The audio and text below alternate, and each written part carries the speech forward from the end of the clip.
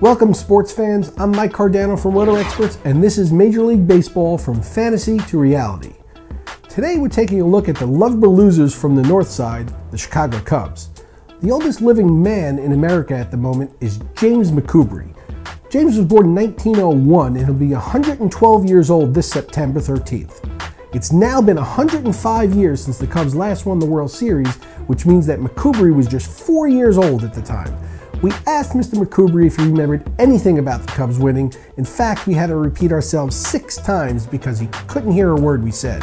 McCoubry couldn't recall the event. He couldn't remember anything, actually. He's virtually a vegetable and needs help with just about everything. Not unlike the 2013 Chicago Cubs. Chicago was one of only 2 teams to lose at least 100 games last season. At 61 and 101, they were near the bottom of almost every statistical category in baseball. On offense, they were 28th in runs, 26th in batting average, 29th in on-base percentage, and 27th in slugging. The pitching, only slightly better. 24th in both ERA and quality starts, 26th in whip, and 20th in batting average against. Let's take a detailed look at the 2013 Cubs from both a fantasy and reality perspective. First, the second-year manager Dale Swain. The thing you'll notice is that his last name violates conventional grammar. I mean, really, how do you get Swain from this? On the field, Matt Garza is going to start the season on the DL, so that means that All-American wide receiver Jess Samardzija will get the opening day nod.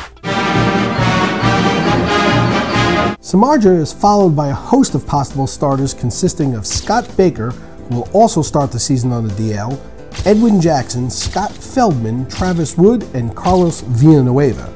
Both Garza and Samardzija have the ability to post decent strikeout totals, but Garza logged just over 103 innings last season because of a stress reaction in his pitching elbow. He's already starting the season on the shelf with a lat problem sustained while playing catch, and in baseball, if you're a pitcher and can't play catch, it's really hard to be successful. Samardzija is clearly the best pitcher the Cubs have to offer. Looking to build on his first season as a full-time starter, Jeff tossed a career-high 174 2/3 innings, pitching to a 3.81 ERA with 180 strikeouts and a whip of 1.22. At 28 years old, he's no longer a kid, so they aren't going to baby him. Look for the former Notre Dame football star to challenge both the 200 inning and the 200 strikeout mark this season, as he's expected to shoulder the load. Carlos Marmol will once again start the season as the team's closer. Marmol can pile up strikeouts. His career average of almost 12 strikeouts per 9 is second best among active players with at least 500 innings, and he has 5 seasons of more than 90 strikeouts. The problem is that Marmol also ranks among the worst in the game in terms of control. At just over 6 walks per 9, he's the worst among active players. So if you don't mind trading strikeouts for ERA and whip, I guess Marmol is your guy. The player you may actually want to scout for saves in Chicago is Kyuji Fujikawa.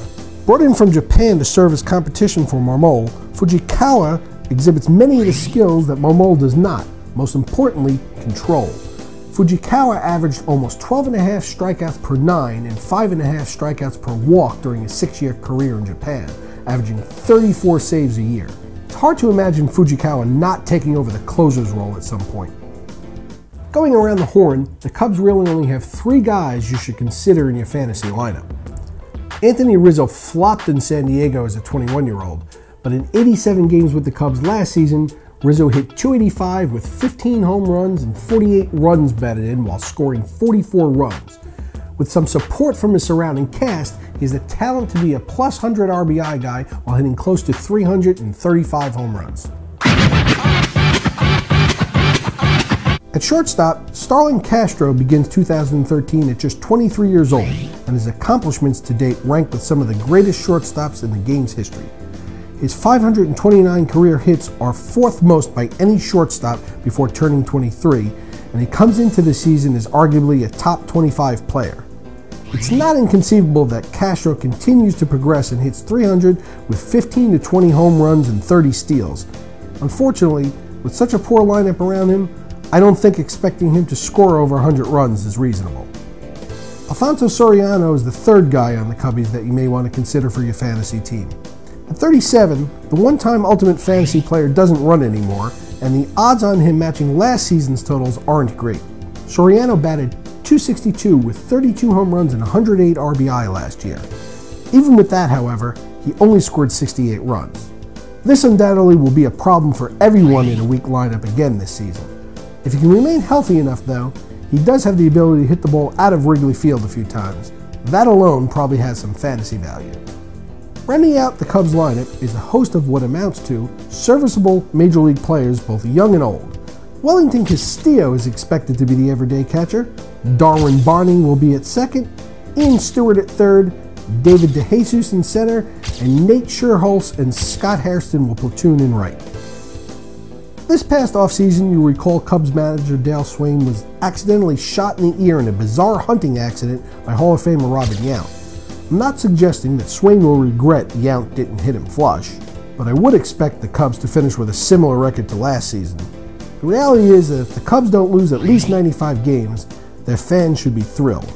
Unfortunately, without the Astros to kick around anymore, whatever their record ends up being will almost certainly result in a last place finish.